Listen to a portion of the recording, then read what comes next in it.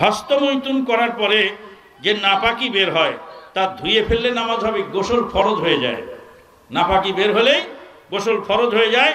যে কোনোভাবে আপনার শরীর থেকে এই স্পাম যেটা গাঢ় ওটা বের হলেই আপনাকে গোসল করতে হয়। বেগানা পুরুষ ও মহিলা একসাথে জানাজা পড়তে পারবে কি? পুরুষ ও মহিলা একসাথে জানাজা পড়তে পারবে। মহিলারা পিছনে দাঁড়াবে, পুরুষরা সামনে দাঁড়াবে। বাবার রেখে যাওয়া কবরস্থানে ছেলে মেয়েরা ভাগ চায়, এখনই উক্ত কবরস্থান ভাগ করে দেওয়া যাবে কি?